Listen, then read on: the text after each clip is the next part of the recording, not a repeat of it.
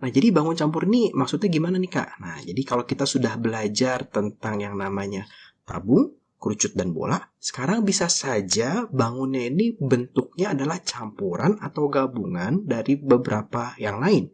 Misalnya ada tabung dan kerucut, tabung dan bola, kerucut dan bola, dan sebagainya. Nah, untuk menyelesaikan soal-soal seperti ini, maka kita akan mengingat masing-masing rumus masing-masing bangun, jangan sampai kebalik. Yang kedua, itu untuk menghitung volume, kita akan hitung bagian per bagian. Biasanya kakak akan tulis nanti seperti ini. Kita akan hitung volume kerucutnya. Apa rumusnya? Masukkan angkanya. Nah, berapa hasilnya? Gitu ya.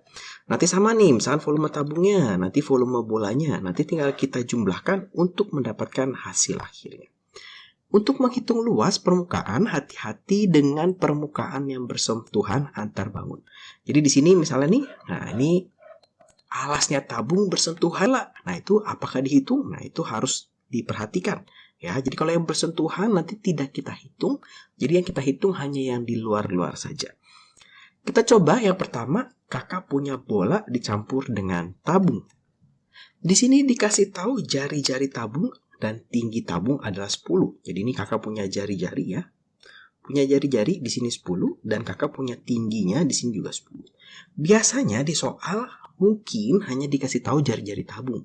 Seolah-olah tidak dikasih tahu jari-jari dari si bola. Tapi sebenarnya kalau kita lihat tutupnya si tabung dan alasnya si bola, setengah bola ini itu bersentuhan. Artinya dia mempunyai jari-jari yang sama, yaitu sebesar 10. Kita hitung dulu volumenya ya. Volume lebih mudah biasanya menghitung. Kita hitung volumenya. Di sini kakak punya volume dari setengah bola terlebih dahulu. Ya, rumusnya berarti kita lihat rumus volume bola cuma dikali setengah. Setengah dikali 4/3 dikali pi dikalikan R pangkat 3. Ini dicoret jadi 2, maka di sini kakak punya 2/3 dikali pi dikali dengan 10 dipangkatkan 3. Karena jari-jarinya tadi adalah 10. Maka di sini kakak punya 2/3 pi dikali 1000 ya, atau hasilnya adalah 2000/3 pi centimeter pangkat 3. Itu volume setengah bolanya. Sekarang kita hitung volume tabungnya. Berarti rumusnya ini ya. Nah, pi dikali R kuadrat dikali H. Maka kakak punya pi dikali 10 kuadrat dikali 10. Maka kakak punya di sini berarti 1000 ya. Nah, kakak punya 1000 pi centimeter pangkat 3. Nanti tinggal kita jumlahkan nih. Ya, kalau dijumlahkan nanti hasilnya itu adalah 1000 pi ditambah 2000/3 ini adalah 666 2/3 pi centimeter pangkat 3 atau 1666 2/3 ya, ada 2/3-nya dikali pi centimeter pangkat 3. Di sini kakak sengaja tidak menghitung pi-nya, tapi boleh aja nanti dihitung. Tentunya kalau jari-jarinya 10 kita pakai pi-nya 3,14. Sekarang kita akan menghitung luas permukaannya. Ada berapa nih yang harus kita hitung? Kita coba selidiki terlebih dahulu. Di sini kita punya luas setengah bola ya.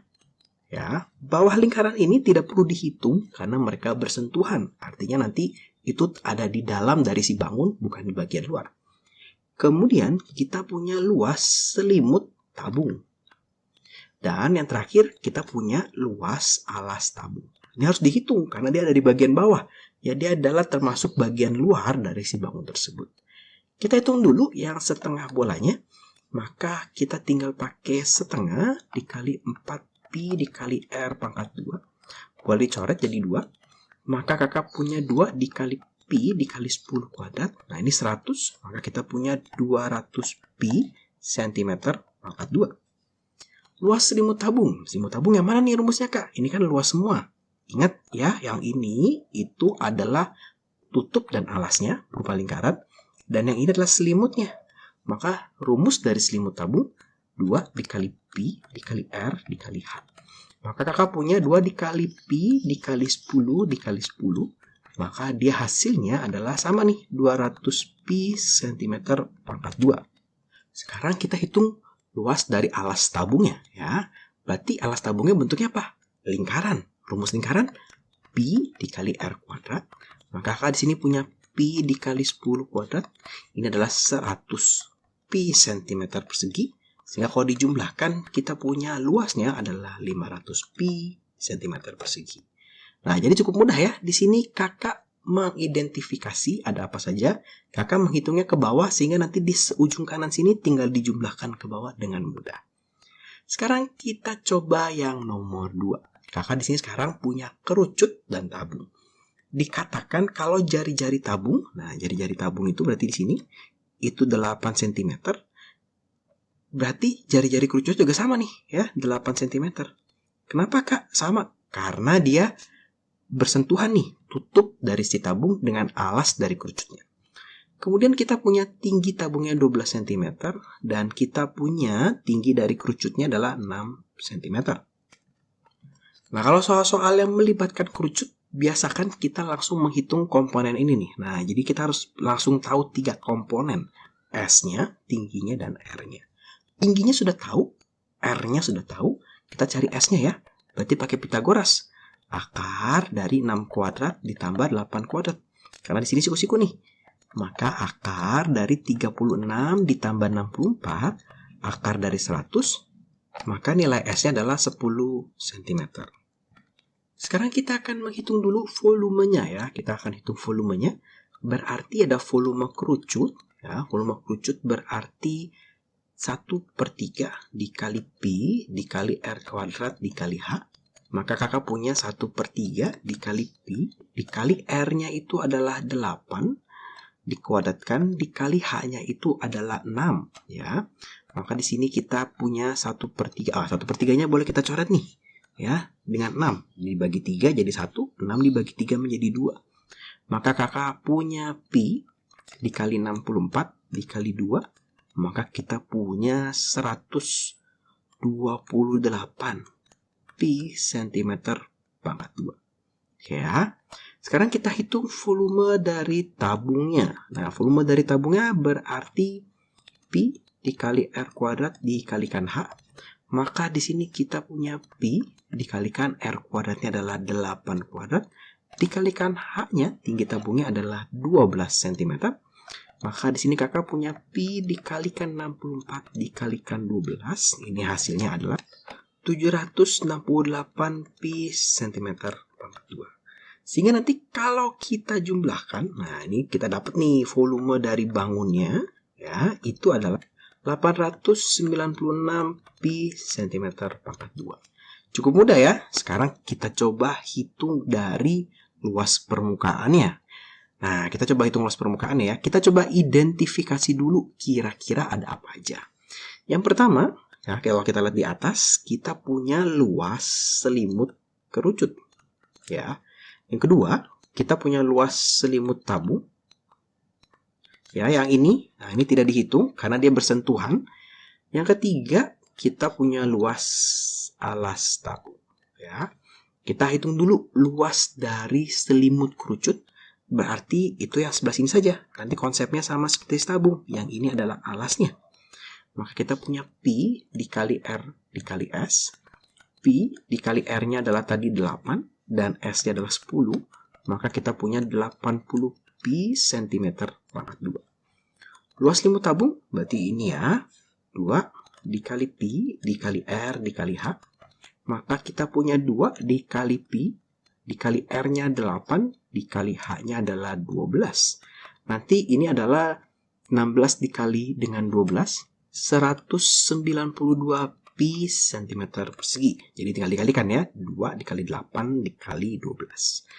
Untuk luas alas tabungnya, maka kita punya pi dikali R kuadrat. Karena dia berbentuk lingkaran.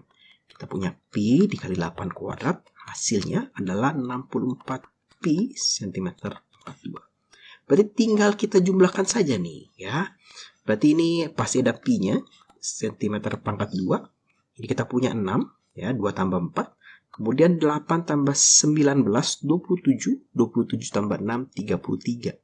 336 pi cm pangkat 2. Jadi cukup mudah ya. Jadi yang perlu kita perhatikan yang ini nih. Ya, yang bersentuhan itu harus tidak dihitung ya. Sekarang kita coba yang nomor 3. di sini dikatakan kita punya nih kerucut sama bola. Diameter bolanya adalah 10 cm. Nah, berarti diameter nih. Oh, diameter berarti di sini. Hati-hati ya. 10 berarti kita punya jari-jarinya 5. Nah, di sini juga 5, ya. Tinggi kerucutnya adalah 12. Nah, tinggi kerucutnya 12. Maka kita butuh S-nya nih. Kita pasti akan butuh S-nya.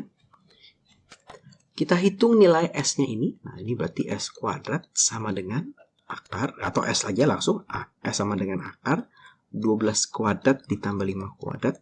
Kita punya akar 144 ditambah 25. Akar 169 atau hasilnya 13 cm. Ya, 13 cm nih. Oke, sekarang kita hitung volumenya dulu kali ya. Berarti kita punya volume kerucut dan kita punya volume setengah bola. Volume kerucut itu rumusnya adalah 1/3 dikali Pi dikali R kuadrat dikali H. 1/3 dikali Pi dikali R-nya adalah 5 kuadrat dikali H-nya adalah 12. Ini boleh dicoret jadi 4 ya, sama-sama dibagi 3. Maka kita punya 25 dikali 4, 100. Ada Pi-nya, jangan lupa Pi cm pangkat 3. Setengah bola, gimana ya setengah bola ya? Pasti setengah. Volume bola 4/3 dikali Pi dikali R pangkat 3. Maka ini boleh dicoret ya, ini menjadi 2. Kita punya 2/3 Pi dikali 5 pangkat 3. Atau 2/3 Pi dikali 125. Berarti ini kan 125 ya, 125. Maka kita punya 250 ya. 125 dikali 2 dibagi 3. Pi cm pangkat 3. Nah, ini berapa ya? 250 dibagi 3 itu hasilnya adalah 83 1/3 Pi cm pangkat 3. Sehingga kalau kita jumlahkan nanti ternyata volume dari bangun ini adalah 183 1/3 Pi cm pangkat 3. Cukup mudah ya. Sekarang kita coba hitung luas permukaannya. Maka nih luas permukaan lebih gampang lagi nih, karena di sini kita hanya punya luas selimut kerucut dan juga luas setengah bola. Ya, nanti alas kerucut tidak perlu dihitung karena dia bersentuhan dengan si alasnya si bola ya, si setengah bola. Nah, maka luas selimut kerucutnya itu adalah Pi dikali R dikali S. Maka kita punya Pi dikali R-nya itu adalah 5 dikali S-nya itu adalah 13. Maka kita punya 65 Pi cm pangkat 2. Luas dari selimut bola, setengah bola, berarti setengah dikali 4 dikali Pi dikali R kuadrat. Ini berarti boleh dicoret jadi 2. 2 dikali Pi dikali 5 kuadrat. Ya, ini berarti 25. 25 dikalikan 2 hasilnya 50 Pi cm pangkat 2. Sehingga kalau dijumlahkan kita punya 115 Pi cm pangkat 2. Kalau mau dihitung boleh pakai 3,14 karena ada angka 5-nya, nanti cukup membantu ya. Tapi bukan kelipatan 7 ya. Cukup mudah, sekarang kita coba yang ini. Nah, sekarang ini ada 3. Tetap prinsip dan konsepnya sama, kita akan cek satu persatu apa saja yang harus dihitung. Jadi jangan keburu kaget dan keburu takut kalau ketemu soal yang seperti ini. Kita lihat dulu nih, kita punya apa aja. Di sini kita punya tinggi kerucutnya. Nah, ini tinggi kerucutnya dia bilang 24 cm. Diameter tabungnya dia bilang itu adalah 20. Artinya jari-jarinya 10, jari-jarinya 10 ya. Tinggi tabungnya adalah 5 cm. Nah, di sini kita juga punya nih. Nah, berarti ini sama nih, 10 ya. Karena tentunya alas dan tutup tabung itu sama. Artinya kita pasti nanti akan butuh S-nya, sehingga kita hitung dulu S-nya. S-nya sama dengan akar dari 24 kuadrat ditambah 10 kuadrat ya. Sama dengan akar dari 576 ditambah 10 kuadrat. Itu 100 berarti. Akar dari 676, hasilnya ini adalah 26. Ternyata nilai S-nya adalah 26. Sekarang kita hitung volumenya terlebih dahulu ya. Kita punya kerucut. Ya, di sini kita punya kerucut. Berarti kita punya volume kerucut. Itu adalah 1/3 dikali Pi dikali R kuadrat dikali H. Maka kita punya 1/3 dikali Pi dikali R-nya adalah 10 kuadrat dikali H-nya itu adalah 24. Ya, berarti ini boleh dicoret nih. Dicoret ini dapatnya 8. Ini adalah 100. 100 dikali 8, kita punya 800 pi cm pangkat 3.